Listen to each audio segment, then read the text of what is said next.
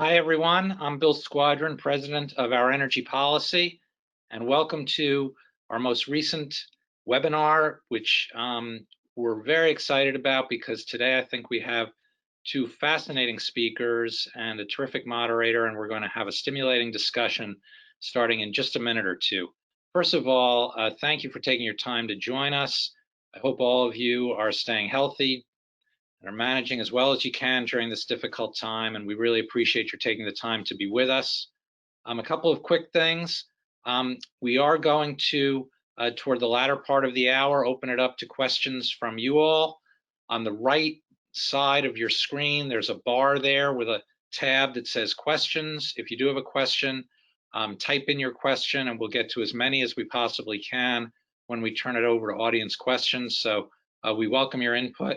In addition, if we're not able to get to your questions, at the OEP, OurEnergyPolicy.org website, we're going to be continuing this discussion online in the next couple of days. So this is such a stimulating topic. I'm so thrilled that Rod Richardson and Jigar Shah are joining us for this. We've got a terrific moderator in Abby Smith from the Washington Examiner. I'd like to thank, of course, our partners, National Grid, Schiff Hardin, US Grid, Con Ed, Broadscale, and BP. BP is the underwriter of our series, and we really are appreciative of their support. And what I'm going to do now is turn this over to Abby Smith, who will be moderating the discussion, and she'll introduce our speakers, and we're really looking forward to a fascinating discussion today. Abby? Great, thank you, and welcome everyone. Hope everyone is staying healthy and staying safe during these times.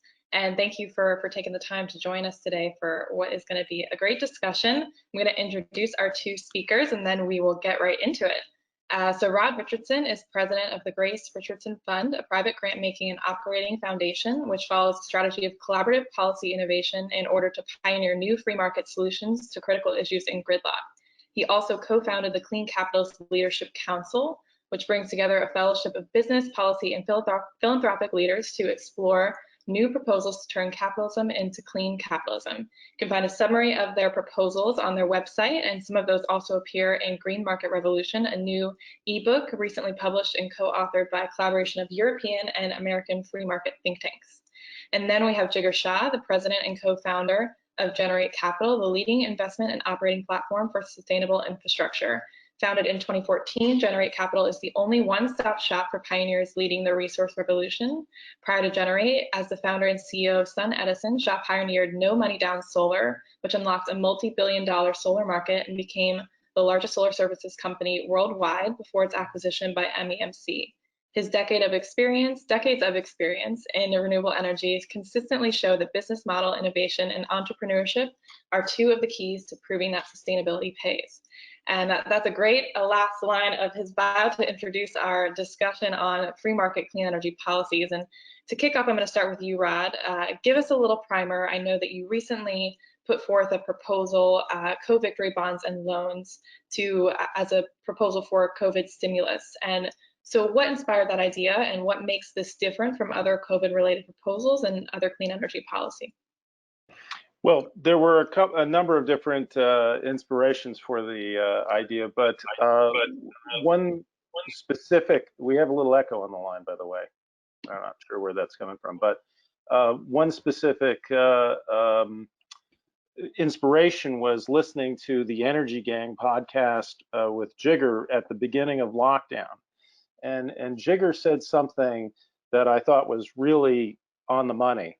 He pointed out that even though there wasn't really anything specifically in the CARES Act for clean energy, there were still things that the clean energy industry could use, and it didn't have to be labeled as being for clean energy to be useful. And that got me thinking about things that we had been developing at the Clean Capitalist Leadership Council specifically for clean energy, like the clean asset bonds and loans and clean tax cut ideas. And it struck me that, hey, this stuff, if it were really targeted economy-wide, would be incredibly useful for the entire economy. It is not only good for, potential environmental catastrophe mitigation, but it's good for COVID catastrophe recovery. And it would not leave anyone out. And specifically, it wouldn't leave any project finance out, any kind of energy, and it would help clean energy. So one of the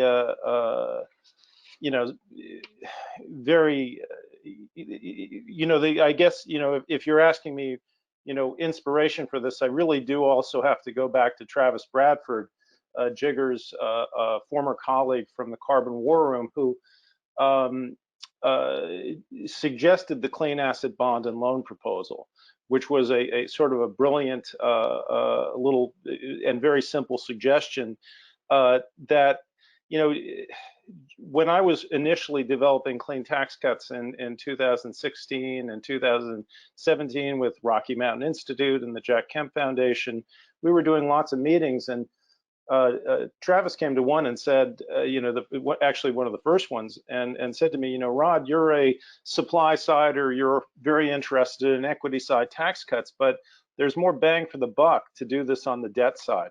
If you apply your supply side tax cut to leverage, you have a leverage supply side tax cut, and that'll do some amazing things. You'll get double-barreled impacts where you're reducing the cost of capital, you're raising the return on equity at the same time.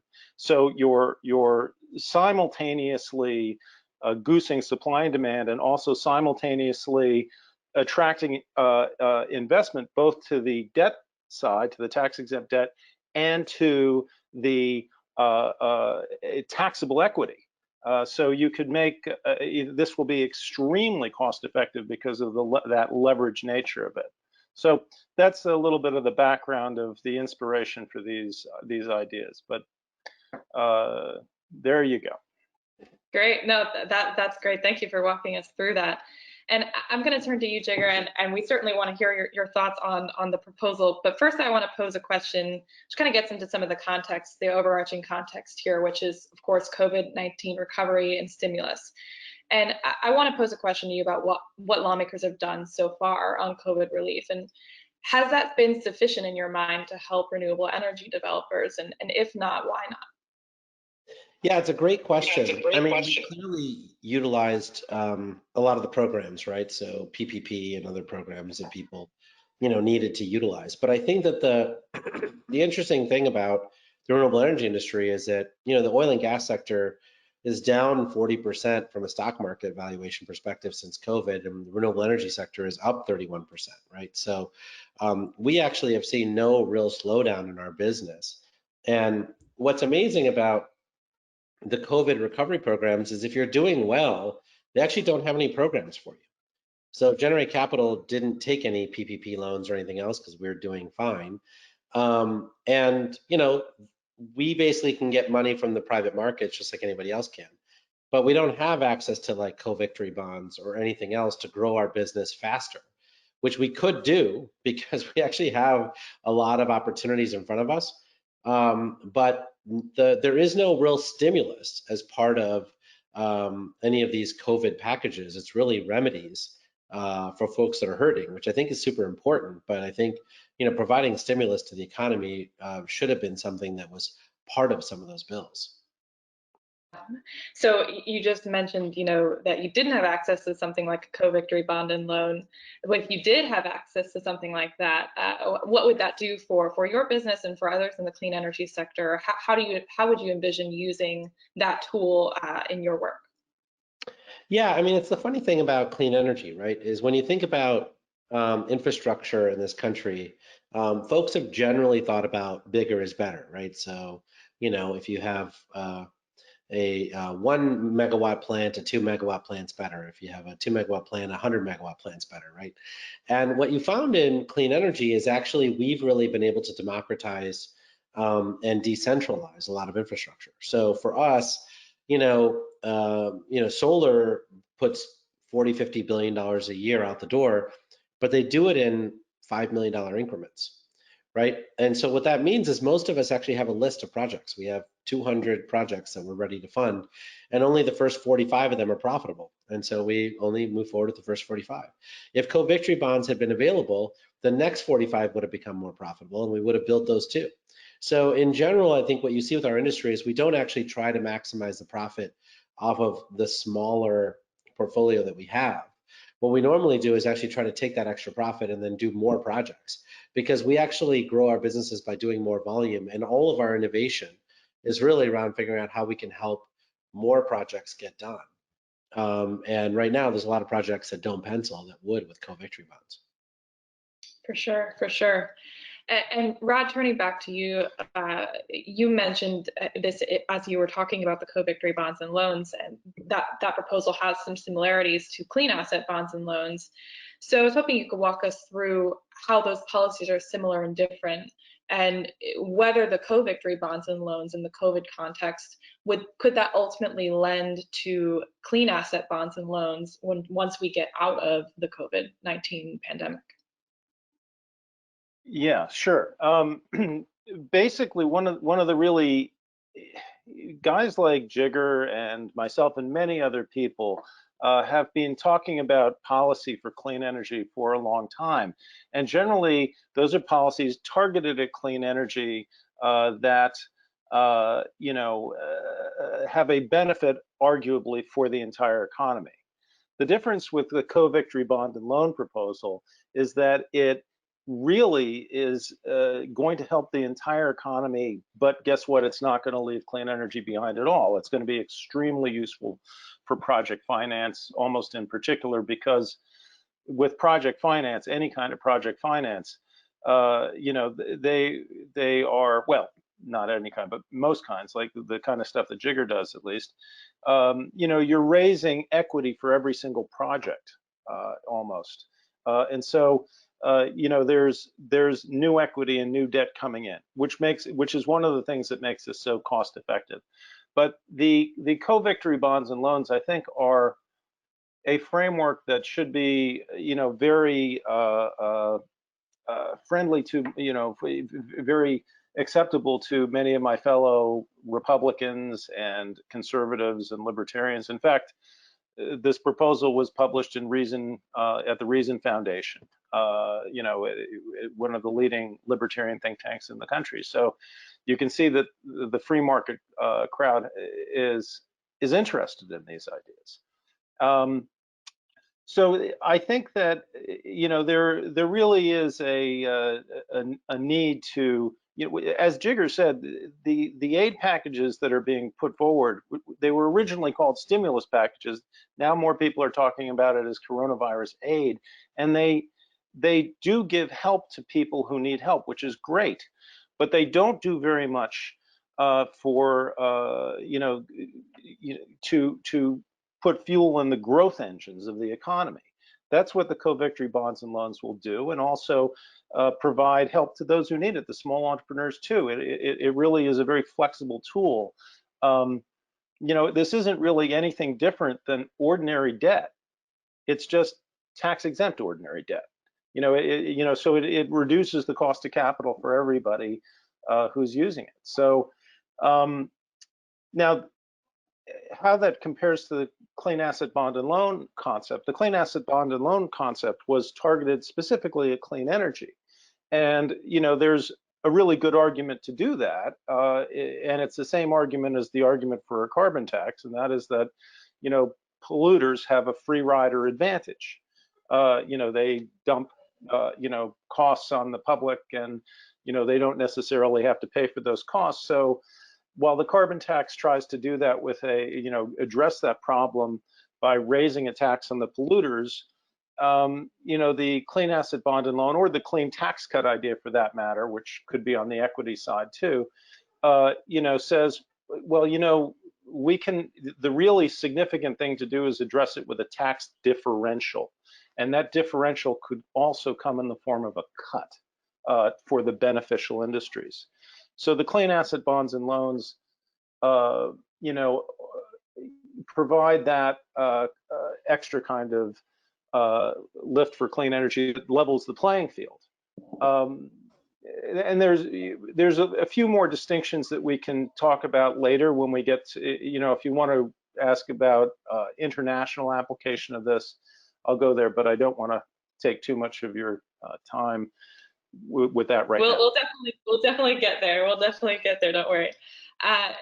So you both have mentioned something that I wanted to get you maybe to elaborate a little bit on, which is that the policies that we've seen to date in the clean energy space have been direct subsidies or tax credits, trying to lift the industry up and make it competitive. But my question to you both is, have we gotten to the point where the wind and solar industry are competitive enough that they maybe need a different sort of policy to help them grow further and faster? Or do we need some combination of the two of those? So I wanted to pose that sort of overarching context question to both of you. And I'm not sure which one of you wants to jump in first. Maybe I'll direct it to Jigar first, and then we'll go to Rod. Sure. Yeah. I mean, look, I think that when you look at prices around the world, not just in the United States, I mean, solar and wind today are beating out coal and natural gas for new power generating stations around the world, right? So from less sunny places like New York to more sunny places like Dubai, you're seeing them beat out the rest of the power generators in an all requirements bid, right? So I think that's good news. The bad news is that, you know, we have a lot of assets out there, right? We have a lot of old coal plants, we have a lot of old natural gas plants, many of which are not really cost effective to run anymore, but have constituents that, you know, are trying to figure out how to get free money to go and support them, right? Like the first energy debacle in Ohio and other places, right? And you know, it does take public policy to figure out how to, you know, be out with the old and in with the new, right? And so otherwise you're going to have some of the oldest, most expensive assets running for much longer, right? Which means that industrial companies are paying higher electricity prices. It means that ratepayers are paying high electricity prices. And so I think if you want to reduce electricity prices, reduce energy prices, which leads to higher economic growth in this country, then you're going to want public policy to help push out old plants and bring in new plants, right? And as Rod suggested, there are a couple of ways of doing that. One is obviously some sort of mandate regime where you're shutting down power plants that are you know, really not cost effective. And then another way to do it is to, you know, pursue things like co-victory bonds and other things, which then, you know, tilt the playing field even further towards, you know, the good stuff. Rod, do you want to jump in on and follow up on that? Yeah, I think that is exactly, in fact, the point that I've been saying since 2016. I was saying it before then, but the time, you know, between 2011 and 2015, you know, you saw utility scale wind and solar and many other clean technologies as well cross that border from being basically unprofitable to being basically profitable, you know, lower LCOE than fossil fuels. At that point, that was a tipping point there. And that meant that policy changes, because when that changes, then you go from the paradigm where, you know, you have to have a very targeted subsidies. You have to have some sort of price adjustment mechanisms to make these things even work back in those days, to now, you know, what you really need is basic free market policy. You know, if these things can compete, then you need to let them compete, right? And level playing field policies means that clean energy will win. And you see this with some other proposals, for instance, from other groups that I've been working with through the Clean Capitalist Coalition. There's a new group, Drew Bond and Rick Santorum are involved, called the Conservative Coalition for Climate Solutions. They call it the C3 Solutions Group. And they're proposing things so basically free market as free trade, immediate expensing for long-term projects like wind farms and anything else, and things like NEPA reform to get rid of regulation, all that are slowing energy innovation. These are really basic free market policies, and the argument that they're making, which is the same as the argument behind co-victory bonds and loans, is that, you know, if you just provide a level playing field accelerant of any kind or removing barriers, clean energy is going to win in the long haul. So, yeah, there is a new paradigm that's possible, and it really, it's not really a new paradigm because it's laissez-faire. It's from the 17th century, for God's sakes. It is basically saying, um, you know, get rid of the barriers that are in the way of people pursuing their dreams. Get rid of the barriers that are in the way of people pursuing beneficial activities and the solutions that they think are necessary for our society. So removing those barriers, tax, trade, regulatory barriers, I think is the paradigm forward, and it's nothing more than laissez-faire properly understood. For sure. I appreciate both your answers on that. And I want to follow up on something that you just mentioned, Rod. You mentioned C3, one of these new conservative groups on the scene talking about climate and clean energy policy. And we've seen some movement over the past year from conservatives and also from Republican lawmakers on climate and clean energy policy. In the before times, as I like to call them, before the pandemic, we saw House Republicans start to roll out a clean energy policy agenda. Just recently, we saw 7 Republican senators who wrote to congressional leadership urging them to include assistance to clean energy in the next coronavirus legislation. But that letter didn't talk about what policies they wanted to see. So the question for both of you here is, do you see the proposals that we're talking about, co-victory bonds and loans, clean asset bonds and loans, are those the types of policies that could gain traction with Republicans in Congress? And what sort of political path forward might you see for these proposals? I don't know who wants to pick that up. Yeah, I can start. I think that what the industry is pushing is refundability of tax credits, right? Because right now we're in a place where people aren't paying as much taxes. The top 3 taxpayers that are investing in these projects, Bank of America, JP Morgan Chase, Wells Fargo, just announced horrific quarters. And so they're probably not going to be super active in tax equity, right? So I think that's what the clean energy industry is pushing. I think that what Rod's suggesting is something that's more stimulative across the entire country, and then could also be beneficial to clean energy in the form of co-victory bonds. Both are things that I think we should be doing, right? I mean, remember, like, part of this is, it's really just trying to figure out which way we want to tackle the issue, right? I mean, a lot of the projects that are being subsidized today that are in the way are, owned by rural electric co-ops, right? Owned by fully integrated utility companies who have just out of the money power plants that they refuse to shut down because they're continuing to milk ratepayers until someone forces them to shut down, right? And so there could be a regulatory approach that we take to actually force people to shut those power plants down. And that's certainly what a lot of other folks are pushing for.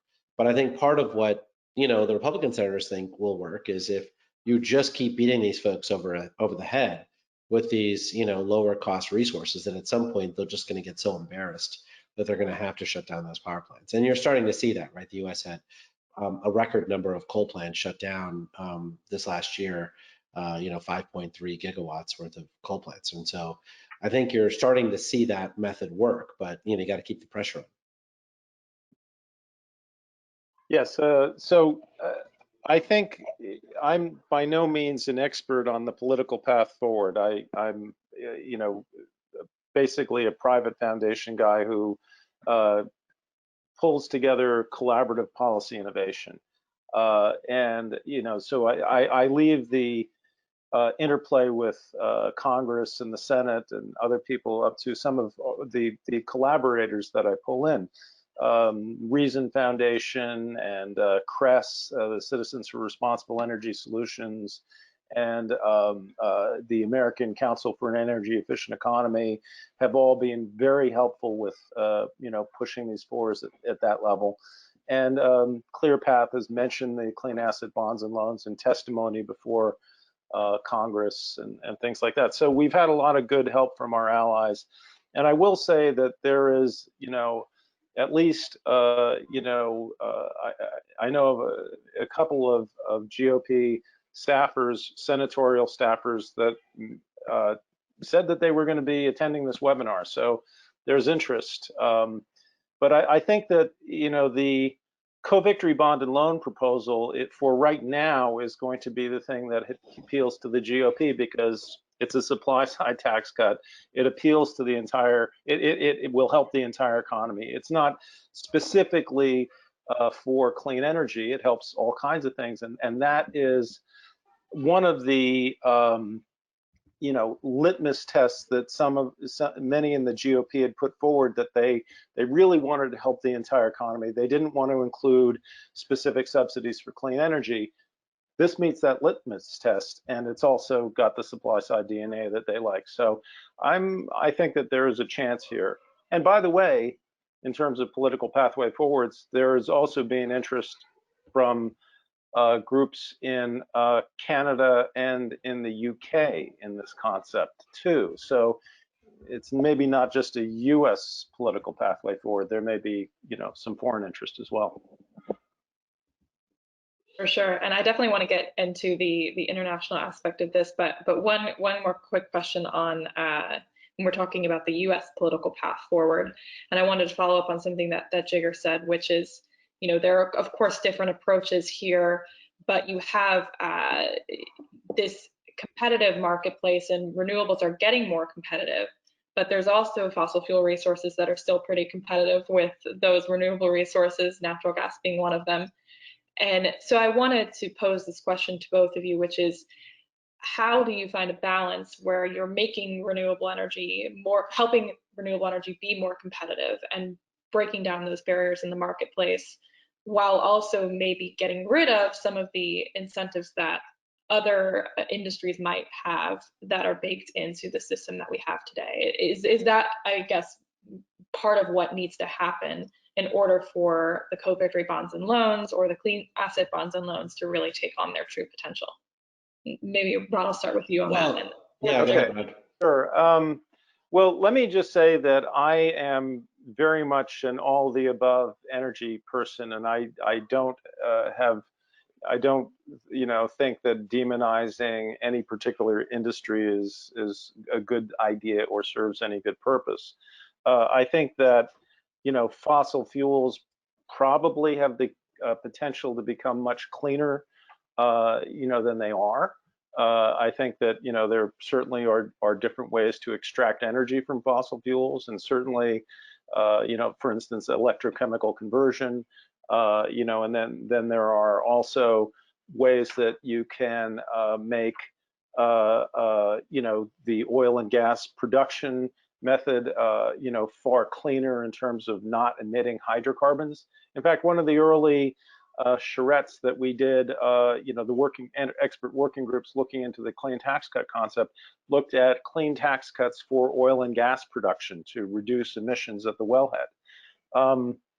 In addition, you could use the clean tax cut concept and some of these other policies that we've been doing to, for instance, have clean tax cuts for coal plant conversions, conversions to cleaner technologies, enabling them to lower the cost of capital for, turning that plant into a lower emission or maybe even a zero emission technology.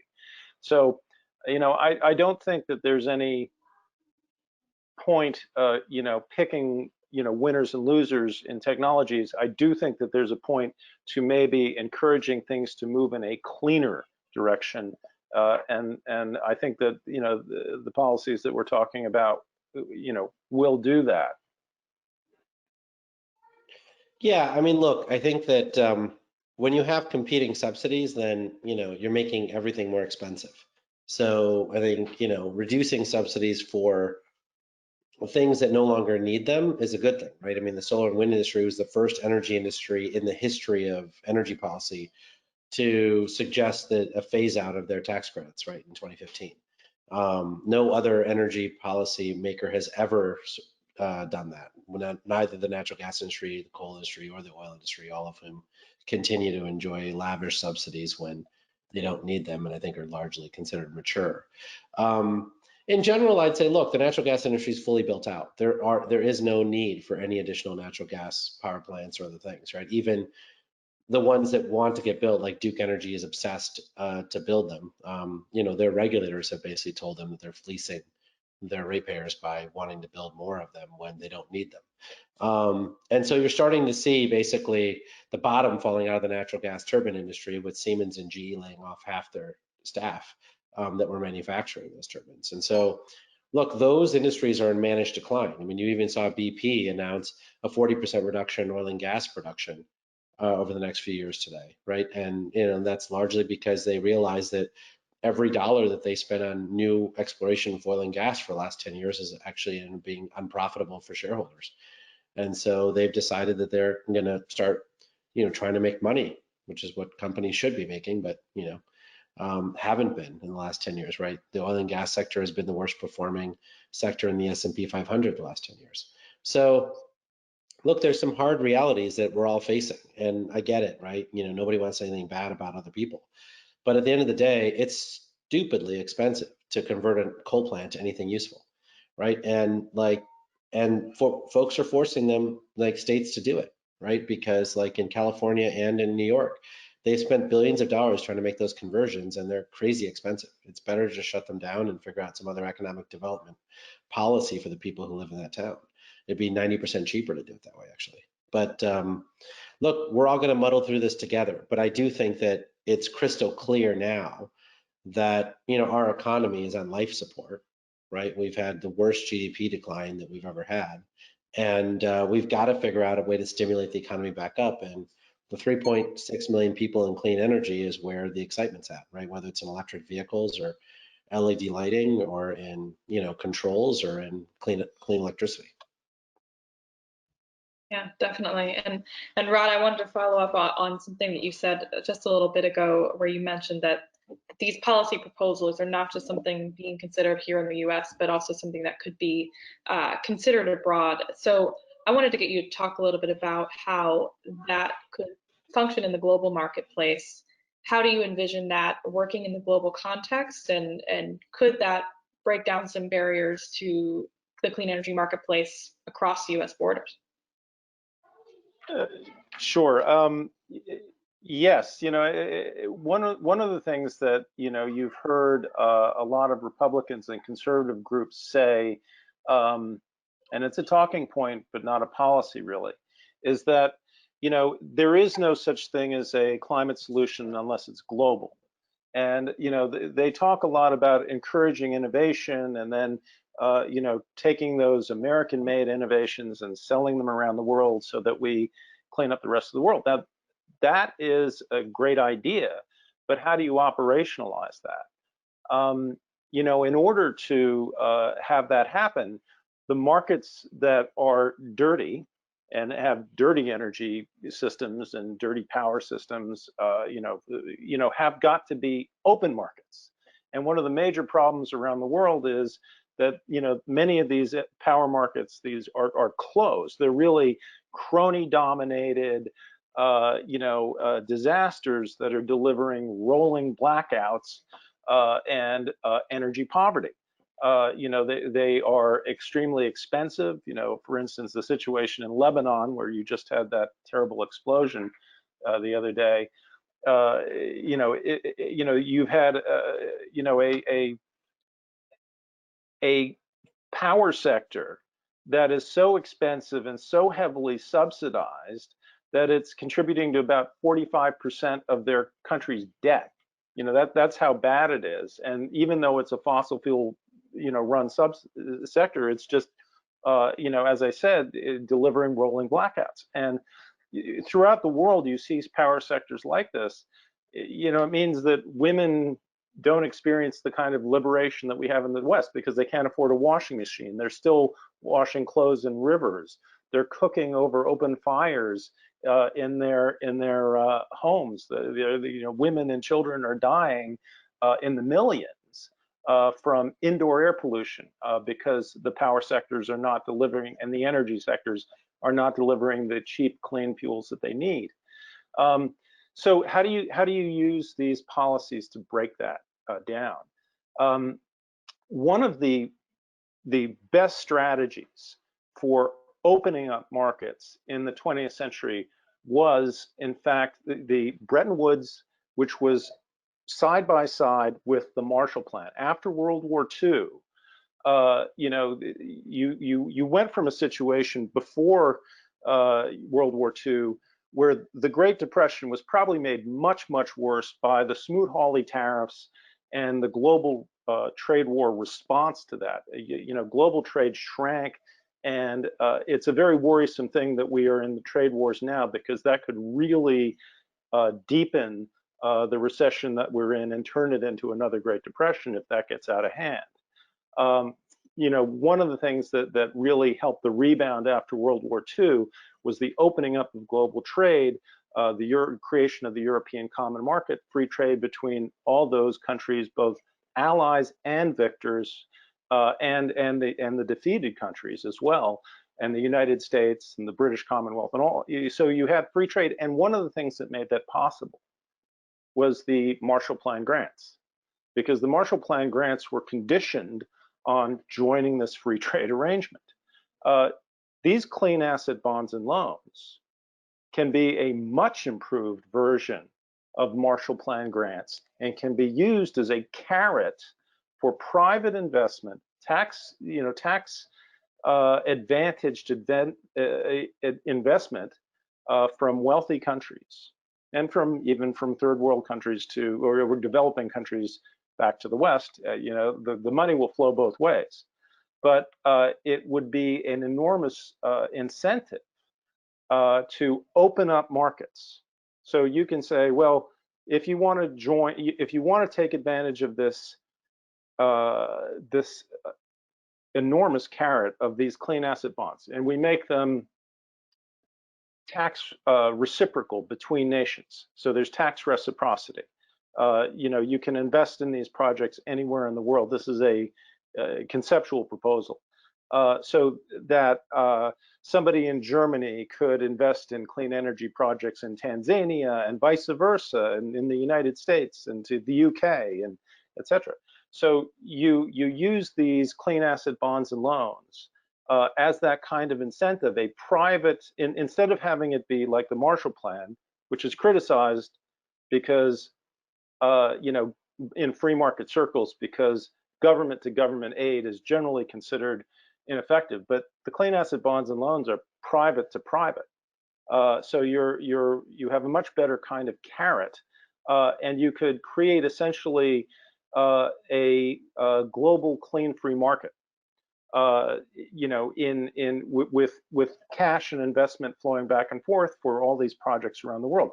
Now that is the way to spread innovations, clean technology innovations around the world in a very, very powerful way, and open up these crony-dominated power sectors and energy sectors to competition. Give them an incentive to do so that really makes sense. So that's where something like this might lead, and the clean asset bonds and loans would be particularly useful for that because of the global appetite to do something for the environment, to do something for climate. So it's probably something that in the next phase would be something that we could think about. Mm-hmm. For sure. Well, I know we are getting lots of audience questions, and we've got lots of folks who want to ask you 2 questions. So I'm going to ask 2 more, and they might be the toughest questions I'm going to ask because you're only allowed to answer them in 5 words or less. So you have to be short and brief.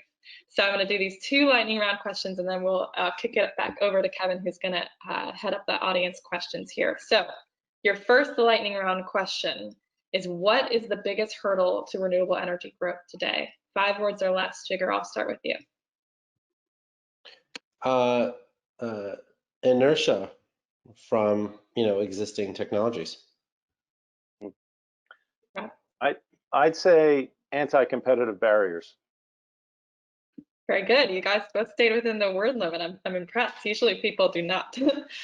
Next up is last lightning round question here, and then we'll kick it over to the audience questions. What's the biggest hurdle to ambitious climate policy today? Rod, I'll start with you on this one. I'd have to say it's new ideas are unfamiliar. 4 words. America deciding to do big things again. There you go. Both within the word limits again. Kevin, I Man, will kick that it. was 7. Well, thank you for that, everyone. Appreciate it. This is Kevin Marin, Program Director with Our Energy Policy. We'll be opening up 2 audience questions at this point. A reminder that in your go-to webinar interface on the right side of your screen, you will have a box labeled questions. If you would like to ask a question to Jigar Rod, feel free to go ahead and enter it there, and my team and I will make sure that it is added to our list. That being said, we do have a lot of questions. We'll get through as many as we have time for. So first question on our list here from Elizabeth H. Would these bonds and loans be available for all parts of the renewable energy supply chain, such as software and materials development, or would it only be for a particular project, such as a solar farm? Yeah, I mean, the way that I envision it, and obviously, Rod, feel free to chime in, but the way I envision it is that these would be private sector issued bonds, right? So it would really be more that, what could you get out of the bond market? So if you can get S&P and Moody's to rate it, if you can get an investment bank to underwrite it, it's not unlike the solid waste bond industry that already exists, right? And so if you can get a software bond issued because you can prove that you're going to be able to pay it back, then you can get it done. Kevin, was that a question about the co-victory bonds and loans or the clean asset bonds and loans? The question says bonds and loans. I would assume it's a clean asset. Yeah, because the co-victory bonds and loans are basically just tax-exempt debt. Existing debt, tax exempt. Clean asset bonds and loans would have to be qualified as to what they are, and there are a range of these are basically for clean infrastructure projects, and rather than listing all of them, I would direct you to the website for the Clean Capitalist Leadership Council. There's actually some guidance for legislative language there that details the different things that this might apply to. Great, well, thank you for that. And I will say, Abby, please feel free to jump in at any point. I'm sure you have expertise to offer here as well. Next question on our list from Jordan Palant. Can you go through what the barriers to entry for the energy market are for the clean energy industry? If it's true that clean energy will naturally win out in a free market, why isn't it? Yeah, it's a great question. I mean, so the process of building utility scale renewables are a couple fold, right? One is that you actually need to be able to interconnect your system onto the grid. So you find land, you find the interconnection point, and then there's a queue where you're waiting in line with the with other generators in line to be able to get your number called. The groups that actually create the rules by which your number gets called are the utility companies and existing transmission operators that are the board members of those independent system operators. So they're a lot less independent than one would think. And then separately, the question is, who do you sell the power to, right? So oftentimes you could sell the power directly into the grid, right? So a lot of the renewable energy folks can do that. You can sell the power to corporate off-takers, but those are only available in states that are deregulated. So if your states are not deregulated, then you don't have the power to be able to sell the power to private sector buyer. You have to sell it only to the utility or to the wholesale market grid. But then separately, I think that there is an opaque process by which you make a decision as to whether the transmission line has capacity to carry the power. So for instance, FERC is, the Federal Energy Regulatory Commission, has ruled against these ISOs a number of times recently because they basically misled people around how much transmission capacity was there on the lines, right? So the transmission capacity that was there was actually far in excess of what was told to the renewable energy industry. And so many times they're told, hey, you have to pay $200 million to upgrade this line or else, there's not going to be enough capacity for you. And it turned out there was plenty of capacity. So those are some of the problems, right? I mean, electricity is one of those things where it's a finely tuned engine. And so there's a lot of different players involved. And you have to be accepted into the club. It's not something where you can just automatically plug in if you've got something. You actually need permission from a number of players, many of whom own the existing coal plants and natural gas plants that you'd be offsetting. Great, that's a great answer. I might add to that I don't have the study at my fingertips right now, but I did read a study just a little while ago, which pointed out that, in the United States, we have markets that are competitive and uncompetitive. For instance, things like ERCOT in Texas versus what we have in many other states like California that are less competitive. But what this points out is that the competitive markets not only are delivering cheaper energy to the consumers, but they're actually also decarbonizing. They are now starting to decarbonize faster and deliver clean energy cheaper than the uncompetitive markets. So you're seeing that, in fact, competition where it exists is helping clean energy. Well, thank you. Next question here is for Rod. We've had a few questions come in about this, so I'll use this question sort of to summarize those. From Harry Saunders, would a clean energy bond or a similar instrument include nuclear as clean energy, and would CCS be eligible as well? As I said before, I am a all the above energy guy, and I don't discriminate because I think that every single energy technology is imperfect at this point. There are none that are perfect. They all have problems of one kind or another that they are still working through. Yes, I would not, discriminate against nuclear or CCS. I would give these guys a chance to prove, themselves. I think with nuclear, the big question mark is there actually a business case for nuclear? And I have some allies that are very enthusiastic about nuclear and some that are very much opposed to it. And basically these clean asset bonds and loans will work for nuclear if they can develop a business case. And if they can't, these things aren't really going to be that helpful because they're just not going to be, they're not going to be workable business models. Yeah, just to back up Rod there, I mean, these bonds already exist for nuclear, right? There were $4 billion worth of these bonds provided to the Vodal nuclear plant for Southern Company. So, I mean, we've already put this in place for nuclear. That's the only industry we've actually put it in place for already. Great, thank you for that. Next question for Jigar this time from Frank LeBlanc. He's curious for your take on cap and trade being part of the mix going forward here, and what role will that play, if any? Well, I think what we've proven in the last cap and trade battle of 2009 is that cap and trade's a lot easier if you limit it to certain industries, right? So you don't want to do it across industries. And so I think if they did cap and trade another time around, you'd do it just within the electricity industry, right? So that's sort of like the RGGI program that's in the Northeast states that I think Virginia just joined as well. And so I think cap and trade can work. I mean, it's obviously a conservative idea, but it only works, I think, if you do it for one specific industry sector, and you can have different cap and trade programs for each individual industry sector. But I think when steel companies are trading credits with coal companies, I think you end up with a whole bunch of winners and losers that often leave people with a bad taste in their mouth. Yeah, if I may add to that, one of the reasons that Grace Richardson Fund concentrates on clean free market policies that reduce barriers, is that generally when you create a policy that raises barriers, you create all kinds of distortions and unintended consequences, such as Jigar just pointed out.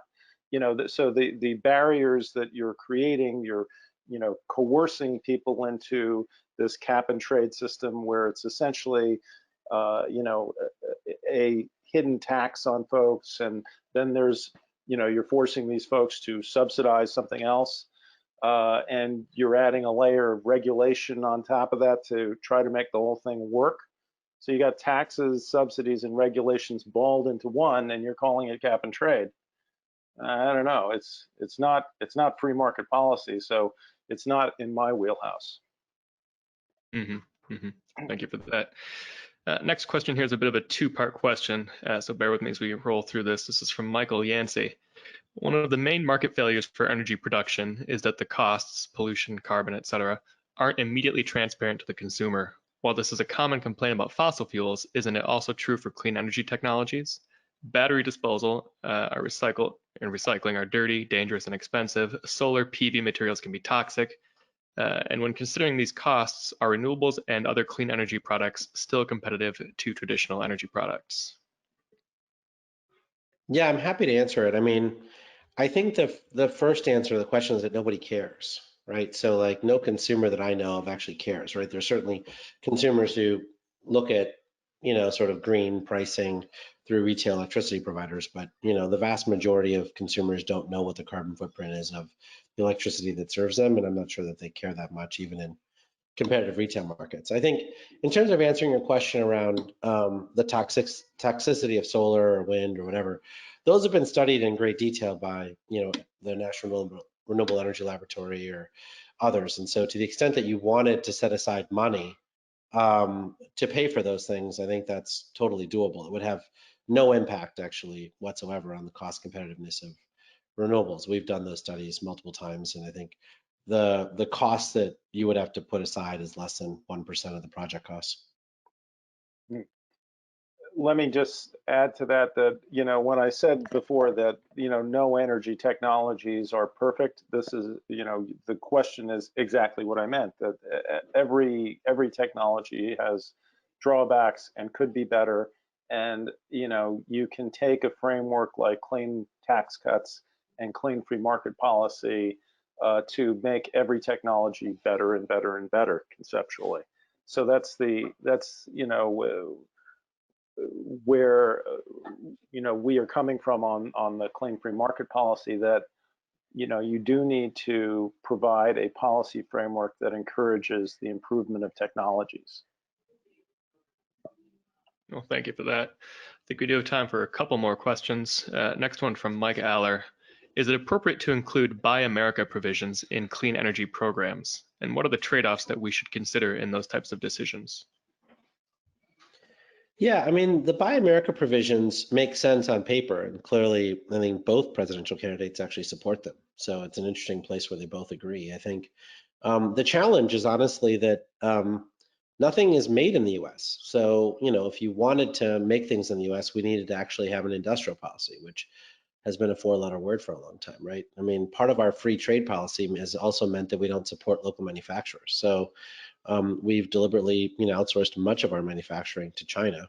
So if we wanted to onshore some of that stuff back in, you'd have to match the programs that Germany, Canada, and others have done for their industries, right? And so if we're not willing to match those programs, well, then the cost of the materials being made here in the United States would be necessarily more expensive than the stuff that you can import through free trade programs, right? And so, a lot of the technologies that are manufactured overseas are actually American technologies, right? These are American companies that are manufacturing their products overseas. And so, I've been a big advocate for manufacturing here in the United States for a long time, but I've also, pointed out that, empty promises around Buy American and then not actually supporting people through low interest loans or putting together coalitions like Samatech, like was done under the Reagan administration, or other things, results in no real net manufacturing being put in place here in the US.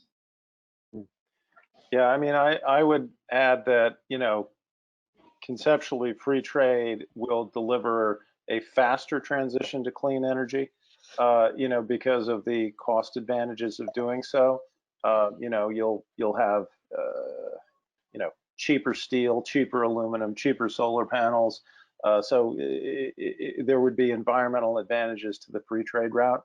I think the Buy American route, one kind of Buy American I don't really have a big problem with is, when governments purchase stuff for, say, when the federal government purchases, property, plant, and equipment for the U.S. military or for its agencies and offices and operations, that is a public consumer choice. So, it doesn't, to me, it doesn't really violate free market ideas if this public consumer, a state or a government, decides it wants to buy some of its stuff from Americans and from U.S. companies. So I wouldn't necessarily have a problem with that, except that, as Jigar points out, it may be hard to find the stuff you want. Great. So we do have time for one more question here, and I will remind everyone to be sure to keep checking our website later this week, OurEnergyPolicy.org, as we will be able to continue the conversation online, and you'll have a chance to throw some questions up on our site and get an answer for yourself. Final question here from Chip Comans. Does it make sense to create a Roosevelt-era Works Progress Administration type of program to get people back to work building sustainable infrastructure? Go ahead, Rod. I know you're a big fan of the WPA. Yeah, I don't think so. I think you just need these clean, co-victory bonds and loans, and the renewable energy industry will take off on its own without doing that. I think you might need something like that for the, for the federal parks, for conservation work that is not effectively a profitable investment. But, for clean energy where you can make profits, you basically need to remove the barriers from the entrepreneurs like Jigar. Oh, by the way, if I may just add one thing, my co-author on the co-victory bond and loan proposal, Wayne Weingarten, who's the senior economist at the Pacific Research Institute, has another article coming out today on Forbes about the co-victory bond and loan proposal. I'm not sure if it's up yet, but it should be soon. So take a look, guys. Yeah, I mean, hello, Chip. Nice to hear from you. I think, look, I'm a big fan of figuring something out. Like, I think one of the big challenges that I think we had during the 2009 financial crisis is we ended up paying 3 years of unemployment to people, as opposed to helping folks, provide productive work within the economy. And I mean, the COVID pandemic, I mean, I don't see an end in sight. It's not like a vaccine's coming next week.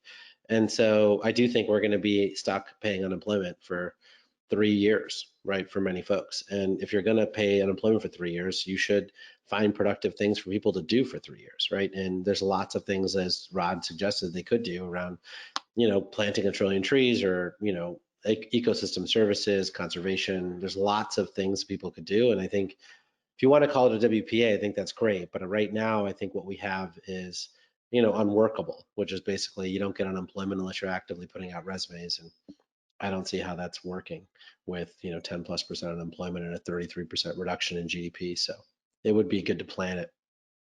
Yeah. And if I just can say, Chip deserves credit. His conference that he puts together in Colorado, the American, the R Day, it's called, Yeah. gave the first platform to the introduction of the clean tax cut concept back in 2016. So thank you very much for that, Chip. Well, on that note, I just want to thank the three of you. I think we can all agree, Rod, Jigar, Abby, this was a fascinating conversation. Abby, your lightning round question, I think your answers about acting boldly, being open to new ideas, I think if there was ever a time when we need to be really thinking that way, we really appreciate your articulating these different approaches today. Abby, thanks so much for moderating a great discussion. And I really want to encourage everybody to look within the next couple of days, it'll be up by the end of the week, for an online version of a dialogue that will extend the conversation we're having here.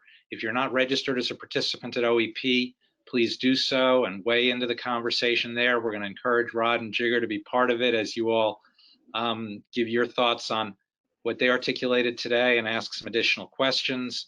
So thank you for taking your time today.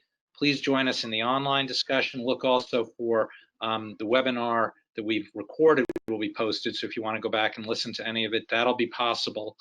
And finally, again, just thanks to our partners, US Grid, Con Ed, National Grid, Shift Harden, Broadscale, and BP for supporting this series. I wish all of you good health, stay well, take care, and thanks again for joining. We look forward to seeing you down the road. Rod, Jigar, Abby, thanks so much for doing this today. Thanks, Bill. Thank you, Thanks, Bill. Abby. Thanks, Rod. Abby. Thank you, Jigar. Thanks, Dabney.